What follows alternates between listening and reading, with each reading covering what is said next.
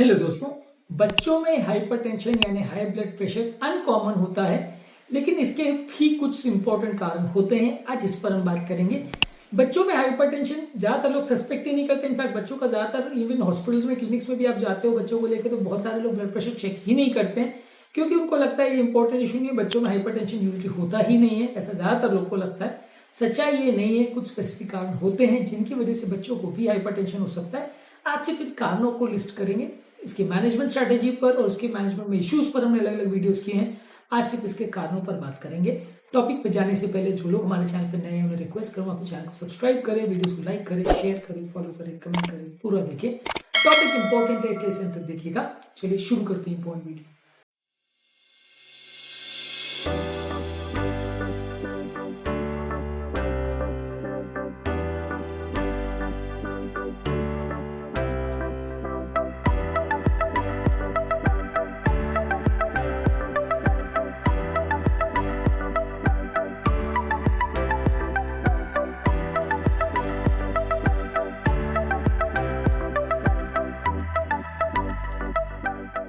सबसे पहले बात करेंगे हाइपरटेंशन दो तरीके का होता है, प्राइमरी और सेकेंडरी। प्राइमरी हाइपरटेंशन यानी बॉडी के मेटाबॉलिज्म की वजह से या किसी ऐसे कारण की वजह से हाइपरटेंशन हो जाता है, जहां रक्त नलियां हार्ड हो जाती है, उनकी इलास्टिसिटी कॉम्प्रोमाइज हो जाती है। और बीमारी से ये नहीं होता है, इसे प्राइमरी हाइपरटेंशन बोलते हैं, जो कि ज्यादातर लोगों में कॉमन होता है। सबसे ज्यादा कॉमन हाइपरटेंशन यही होता है। सेकेंडरी हाइपरटेंशन यानी किसी बॉडी की पर्टिकुलर बीमारी की वजह से ब्लड प्रेशर बढ़ रहा है, यानी वो बीमारी है जिसकी वजह से ब्लड प्रेशर, नलियों में कोई खराबी नहीं है, यदि वो बीमारी को अवॉइड कर दे तो ब्लड प्रेशर अपने आप ठीक हो जाए। ये थोड़ा कम कॉमन है, इस पर भी बात करेंगे। पहले बात करेंगे प्राइमरी हाइपरटेंशन के कारणों पर। प्राइमरी हाइपरटेंशन ओबेसिटी की वजह से हो सकता है। यदि बच्चा अपनी एज के हिसाब से बहुत ज्यादा मोटा है तो वैसे बच्चे का आपको डेफिनेटली वजन चेक करना चाहिए और ब्लड प्रेशर चेक करना चाहिए। वैसे व्यक्ति का हाई ब्लड प्रेशर हो सकता है।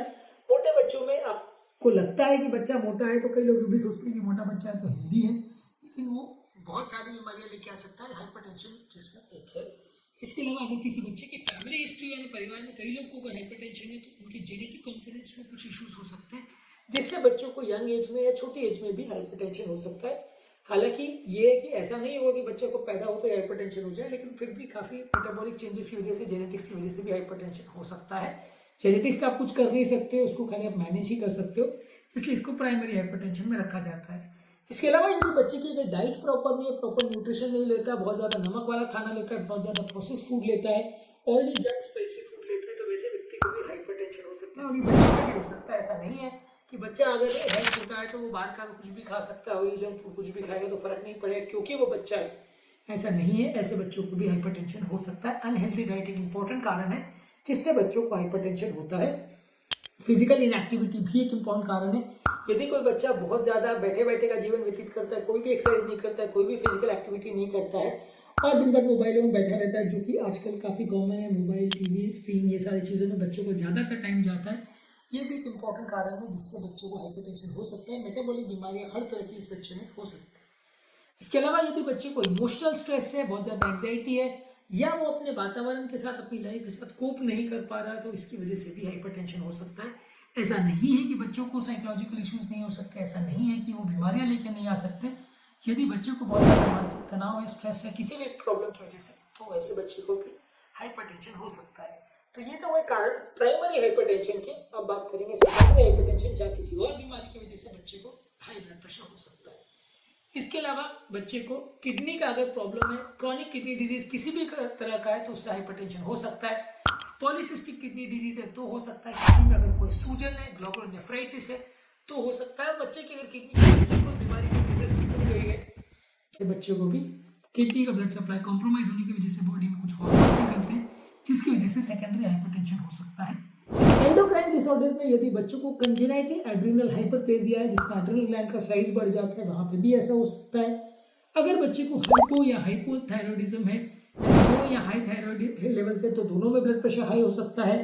थियोक्रोमोसाइटोमा एक ऐसी बीमारी है जिसमें एक एड्रिनल या हार्मोन्स प्रोड्यूस करने वाला या कैटेकोलिन बनाने वाला ट्यूमर होता है, जो कि बॉडी में बहुत ज्यादा एड्रेनलिन वगैरह बनाता है, जिससे कि बच्चे को हाई ब्लड प्रेशर या हाइपरटेंशन का प्रॉब्लम हो सकता है। कुशिंग्स डिजीज भी एक ऐसी बीमारी है जिसमें स्टेरॉइड हार्मोन्स का बॉडी में प्रॉब्लम होता है, तो इस तरह के बच्चों को भी हाइपरटेंशन हो सकता है।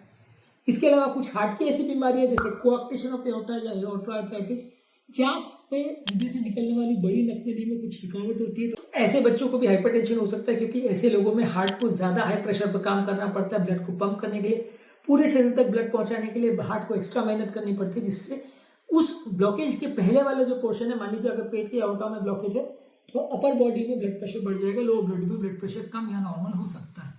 इसके अलावा वैस्कुलर एब्नॉर्मलिटीज है, आर्टेरियोवेनस मैल्फॉर्मेशंस में भी ब्लड प्रेशर हो सकता है। एओर्टा आर्थराइटिस यानी एओर्टा में सूजन की बीमारी है तो हाई ब्लड प्रेशर हो सकता है। इसके अलावा बच्चे को अगर आपने कोई मेडिसिन पर रखा है, जैसे कि स्टेरॉइड्स है, non steroidal anti inflammatory drugs है और स्टिमुलेंट मेडिसिन है, तो इसकी वजह से भी हाई ब्लड प्रेशर हो सकता है। ये मेडिसिन के इफेक्ट्स या साइड इफेक्ट की वजह से भी लोगों को ब्लड प्रेशर का प्रॉब्लम हो सकता है।